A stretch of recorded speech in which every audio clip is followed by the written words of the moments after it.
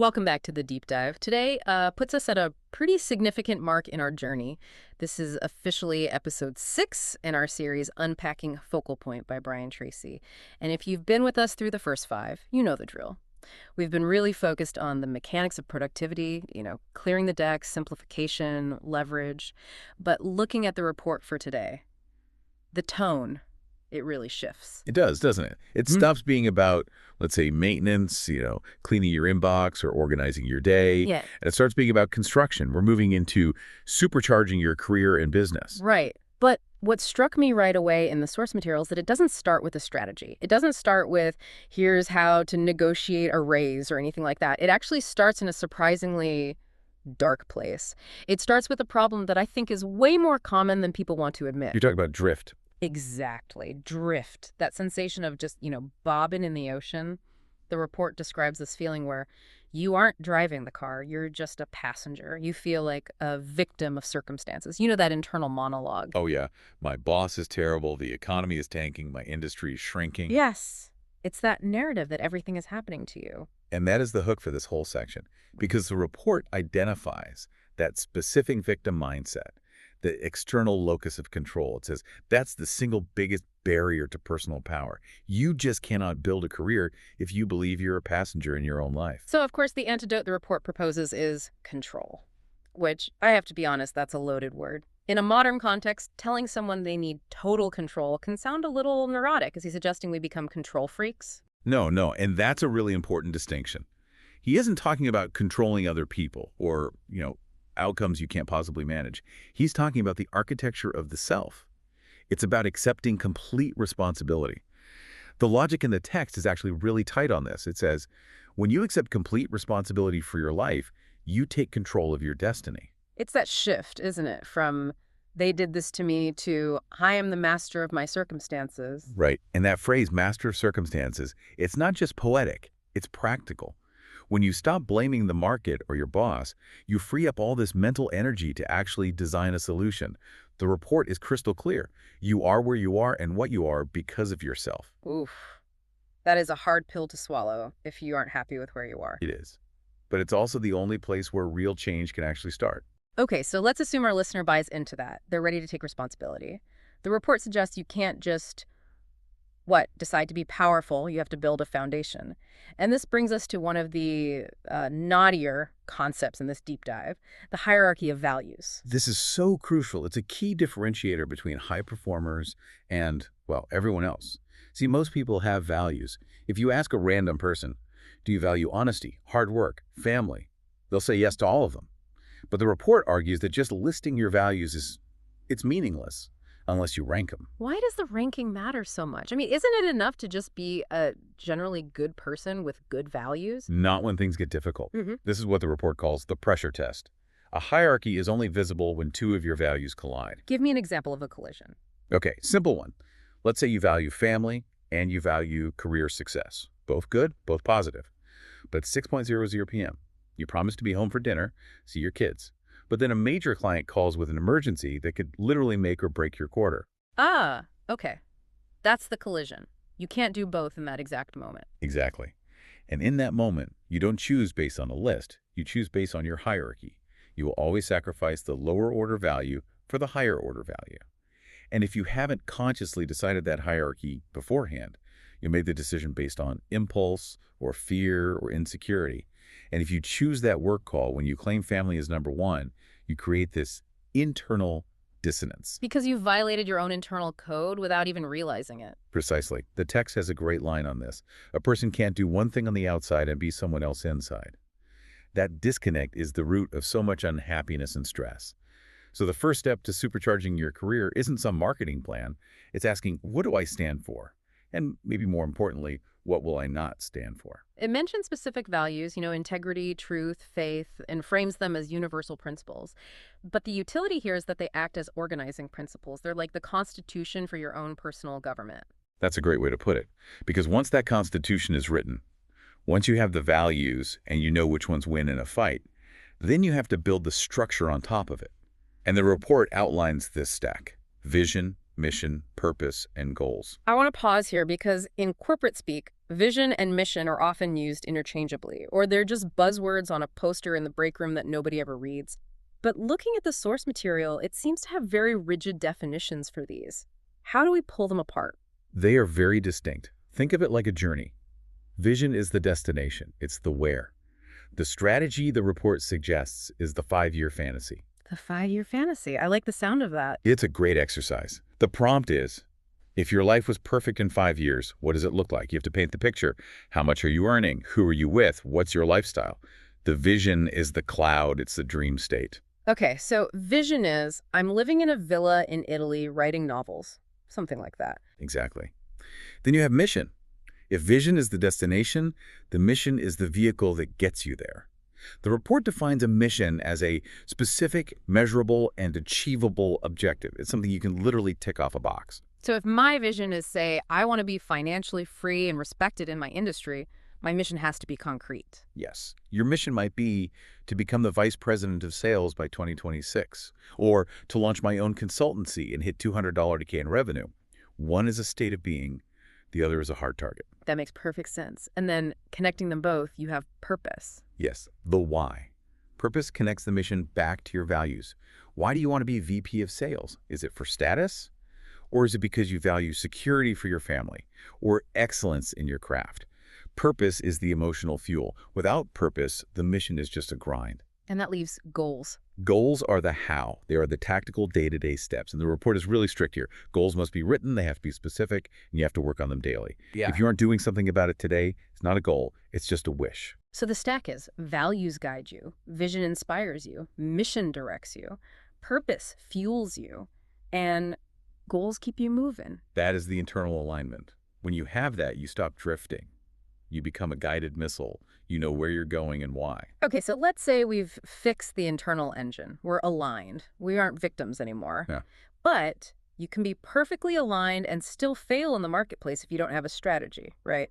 You can have great values and still go broke. And this is where the report pivots hard to the external. It introduces the 4 keys to career success. This is the business end of the deep dive for sure. These 4 keys: specialization, differentiation, segmentation, and concentration. They're basically a marketing degree condensed into a framework for you as an individual. Let's run through them, because I think people often get stuck on the first one, specialization. We hear a lot of advice these days about being a generalist or a polymath, learn a little bit of everything. But this report argues the exact opposite. It really does. It argues that the market pays for depth, not breadth. Specialization is about channeling your talents into one vital area. It comes back to the 80-20 rule. The report suggests that 80% of your value comes from 20% of what you do. So the idea is to find that 20% and just ignore the rest. Not totally ignore it, but you certainly don't build your brand on the 80%. Specialization means finding that 20% and doubling down on it. If you're in marketing, don't try to be good at SEO and copywriting and graphic design and data analytics. Pick one where you have a natural edge and become the best. So stop trying to be the everything guy. That makes a lot of sense. Which leads right into the second key, differentiation. How is that different from specialization? Specialization is what you do. Differentiation is how you do it differently and better than everyone else. This is your unique value proposition. It's the why me question. Exactly. Let's say you specialize in JavaScript development. That's your specialization. But there are thousands of JavaScript developers. Differentiation is answering, what do I bring to the table that they don't? Maybe you're the developer who also gets e-commerce psychology. Or maybe you're the one who guarantees bug-free code, or you pay the client. It's your unique edge. It reminds me of that old saying, if you don't have a competitive advantage, don't compete. And the report is brutal on this point. It says if you don't differentiate, you become a commodity. And what happens to commodities? They get replaced by the lowest bidder. Exactly. If you are just another accountant or another manager, you're vulnerable. You have to be distinct. You have to be the accountant who specializes in tech startups or the manager who turns around failing teams. Okay, key number 3, segmentation. This feels like the one most people skip. We're taught to please everyone, especially early in our careers, which is a recipe for mediocrity. Segmentation means defining your customer. And in a career context, your customer is whoever pays you or promotes you. It could be your boss, a specific type of client, a board of directors. The report urges you to identify the specific people who value your specialization and differentiation the most. And I guess implicitly that means ignoring the rest. Effectively, yes. You can't satisfy everyone. You need to satisfy the people who control your future. If you're a high-end consultant with a unique framework, that's your differentiation. You shouldn't be trying to sell to little mom-and-pop shops who can't afford you. That's just bad segmentation. You're casting your net in the wrong pond. It sounds obvious when you lay it out like that, but I think the emotional difficulty of segmenting people out is real. It feels risky to narrow your audience. It feels risky, but it's actually the safest move you can make. Because when you find the segment that truly values what you do, you become invaluable to them. You go from being a commodity to being a partner. Finally, that brings us to the fourth key, concentration. This brings it all home. Once you know what you do, specialization, how you do it, differentiation, and who you do it for, segmentation, you must apply concentration. This is the ability to just focus single-mindedly on serving that segment with that skill. No multitasking. No multitasking, no side quests. The report calls it single handling. You pick the highest value task that serves your customer and you work on it until it is 100% complete. It's about a density of effort. So to recap the strategy, specialized skill, unique delivery, targeted audience, and just relentless focus. That is the formula for a supercharged career. If you get those four things right, the market will reward you. It sounds incredibly efficient. But here's the rub, and the report does acknowledge this. Knowing this formula is one thing. Actually executing it is something else entirely. We're creatures of habit. If I've spent the last 10 years being a drifting, multitasking generalist who blames the economy, how do I suddenly become this laser-focused specialist? That is the million-dollar question, isn't it? Changing your personality is hard. But the report introduces a psychological mechanism that I find absolutely fascinating. It's called the law of reversibility. The law of reversibility. That sounds like physics, but we're talking psychology. Unpack that for us. In psychology, it's often called the act-as-if principle.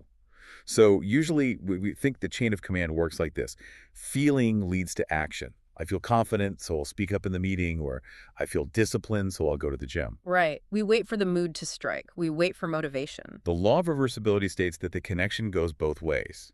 Feeling creates action, yes, but action also creates feeling. So if I don't feel confident, but I force myself to act confident, The feeling will follow. The brain tries to resolve the dissonance between your behavior and your self-image. If you act punctual and disciplined and focused long enough, your brain eventually just decides, I guess I must be a punctual, disciplined, focused person. that's so powerful because it removes the need for motivation. You don't need to be motivated to change. You just need to be obedient to the action. Exactly. The report lists specific habits that successful adults have to develop. Time management, punctuality, self-discipline, task completion. The advice isn't try to feel more organized. The advice is act as if you are already the most organized person you know. Fake the habit until the habit remakes you. And it emphasizes that this is the responsibility of a successful adult. No one is going to come along and install these habits for you. That goes right back to the very beginning of our conversation, taking control, designing the self. You are the architect. Wow. We've covered a massive arc today. We started with the victim mindset, that feeling of drift, and moved through the hierarchy of values, built a mission, deployed a market strategy with the 4 keys, and then landed on the psychological trick to actually make it all stick. It's a comprehensive blueprint. It bridges that gap between the philosophical, who am I, and the very practical, how do I get paid? If you had to pull one sentence from the report, one specific line that really anchors all of this, what would it be? There's a quote near the end that just sums up that mechanism of change we just talked about. The report says, first we shape our habits, then our habits shape us. First, we shape our habits, then our habits shape us. That really puts the responsibility back on you, the listener. You're the architect. You build the house, and then you have to live in it. So make sure it's a house you like. I think that's the perfect place to leave it. We've given you the blueprints. Now it's time to pour the foundation. Go through those questions. What are your values? Who is your segment? And start acting as if you are already the master of your circumstances. Don't just drift. Design. Absolutely. So we're going to wrap up this deep dive into episode 6. If you found this breakdown helpful, or if it sparked a bit of a realization about your own career strategy, do us a favor, hit that like button and subscribe. It really helps us keep these deep dives coming, and you definitely don't want to miss the next part of the Focal Point series. It only gets better from here. Thanks for listening. Go take control.